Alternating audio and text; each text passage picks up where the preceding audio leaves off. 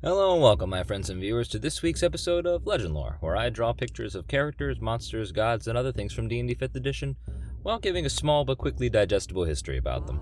Together we'll go over their origins within the game, how they're utilized in the modern edition, and how I like to utilize them in my own games. I know it's been quite a while since the last episode. I do apologize, guys. I've been buried under commissions and doing some personal life stuff, but I'm working really hard to try and get things back on track. And so for this week, we're going to be covering something a little bit less magical and more in the realm of the natural world. That being the bear and its therianthropic cousin, the Werebear. D&D's relationship with the bear has been pretty straightforward, with an innumerable amount of subtypes including the brown bear, cave bear, dire bear, polar bear, black bear, and the more interesting incarnation of the owl bear, which will be the subject of its own video, don't you worry. Beyond being meat-favoring omnivores, some small facts about the bear include them being non-hostile towards elves, while at the same time being hunted by gold/high elves. The reason why, not being exactly known. Bears are also the favorite animal of the following deities, such as the orcish god Bogtru, the nature gods Eldath, Geb, and Malar, and the elven gods Rillifain and Solador. The dwarven gods Clangden and Lutu favored cave bears and polar bears respectively. Now, the Werebear, on the other hand, has a bit more meat to their lore as a therianthropic shapeshifter. Bearing physical aspects of a bear but a near-humanoid instinct and sentience, the Werebear can take three forms like any other therianthrope, that being its normal human form, a full bear form, and then a hybrid mix of the two. Despite the normal fear surrounding shapeshifters, most Werebears are good-natured and desired to help others in their communities and neighboring ones. They served as the guardians standing between the natural world and civilization, and often isolated themselves in order to prevent their animal instincts from bringing harm to others. When in bear form, they were irritable and moody, but often sought out evil entities to slay, including other therianthropes such as lichens and wererats. I suppose that's one way to get your quote-unquote natural rage out of the way. Despite their natural claws and teeth, werebears typically arm themselves with weapons like great axes, throwing axes, knives, and other practical weapons. When in their bear forms, werebears grew larger and showed an increase in their ability to climb, swim, and perform feats of monstrous strength. They also gained the ability to be able to call any bear within a mile radius to their location for aid, and most werebears were likely to become rangers, druids, or nature priests. Normal weaponry did little damage to them, with silver and magically empowered weapons being the tools needed to battle such a creature. I always questioned as to why silvered weapons always worked against wearers. I think it's personally just a holdover, but the explanation over such an analogy would be very interesting.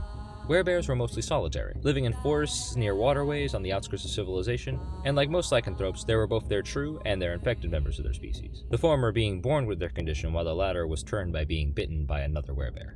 Werebear children would appear humanoid until they turned 8, at which they would gain the ability to turn into these large, shaggy bear cubs. Before long, the mother would see her children off upon becoming adolescents, allowing them to venture off and continue the cycle. Interestingly enough, werebears hold a strong semblance of community despite their isolationist behavior and independent lifestyle. They never attacked one another and would defend other werebears and allow them, and other therianthropes depending on the situation, access to their fishing zones and waterways. Werebears would only pass their curses on the willing, personally training them to control their instincts and act as wardens of their territories. They would protect their wilderness from game hunters and poachers, but almost never entered civilization outside of emergencies or to assist the forces of good against evil lycanthropes. Now, as a rule at my table, I do not employ alignments to specific types of shapeshifters or therianthropes, but I do like the idea of werebears serving as wardens of nature due to their animal's normal stance as head of the forest, competing with the lion in that regard. The head of my homebrew order of druidic knights, the Beryl Oath, is one such creature known as the Bear Knight, serving their place as warden between the natural world and civilization. Likewise, you can have a werebear who has had enough of civilizations encroaching on nature's territory, and has thus harnessed his power to collect an ursine army to destroy logging mills, terrorize mines, and put the fear of the wild in the hearts of those who seek to kill animals for sport. For our homebrew magic item this video, we have the Yersinium Axe, a specialized great axe that can be wielded with one hand by a werebear or two hands by anyone else. It has a +1 to attack rolls and damage rolls made with it, which increases to a +2 if the bearer is a druid, bearfolk, or a werebear. The wielder also gains 19 temporary hit points so long as they are attuned, the standard number of HP for a black bear. I've included the item stats in the description below.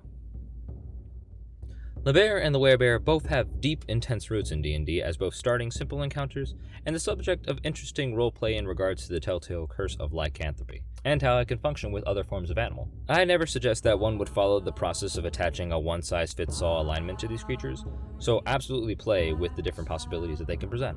I want to thank all of you guys for watching and for keeping up with me despite my long hiatus. And if you guys want to keep updated on the next Legendlore, please subscribe to the channel and press the little bell icon in the corner to be notified. and follow me on social media for progress on each art piece. And please, comment down below about how you guys use bears and werebears in your games, as well as what you guys would like to see in upcoming videos. Until then, I'll see all of you guys next time, and thank you for sticking around with me.